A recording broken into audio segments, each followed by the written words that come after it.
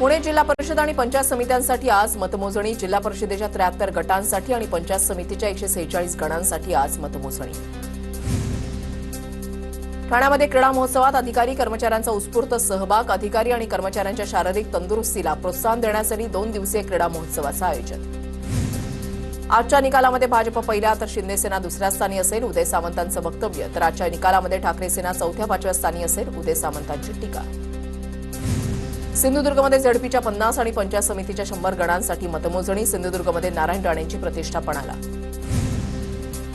राष्ट्रवादी काँग्रेस शरदचंद्र पवार पक्षाच्या जळगाव ग्रामीण जिल्हाध्यक्षपदी कल्पिता पाटील यांची नियुक्ती। राष्ट्रवादी काँग्रेस महिला प्रदेशाध्यक्ष अॅडव्होकेट रोहिणी खडसेंच्या स्वाक्षरीनं नियुक्तीपत्र जारी। 12वीच्या विद्यार्थ्यांची उद्यापासून परीक्षा सुरू। 10 फेब्रुवारी ते 18 मार्चपर्यंत परीक्षा असणार। लाडक्या बहिणी आणि शेतकऱ्यांचा रखडलेला लाभ फेब्रुवारी-मार्चमध्ये मिळणार। लाडक्या बहिणींना डिसेंबरपासून लाभ नाही, तर सन्मान निधीमधील शेतकरी राज्य सरकारच्या 8व्या आणि 9व्या हप्त्याच्या प्रतीक्षेत। बीडच्या परळी वैद्यनाथ तीर्थक्षेत्र विकास आराखड्यामधील दर्शन बारी मंडपाचं काम रखडलं। महाशिवरात्रीलाही मंदिराच्या उत्तर पायऱ्यांवरच लागणार भाविकांच्या रांगा। काम रखडल्यानं भाविकांकडून नाराजी व्यक्त।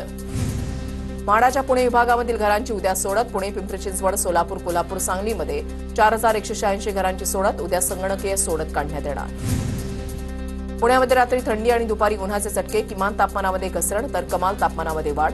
सलग तिसऱ्या दिवशी किमान तापमानामध्ये अर्धा ते 1 अंशानं घट झाल्यानं शहरासह जिल्ह्यातील थंडी वाढली।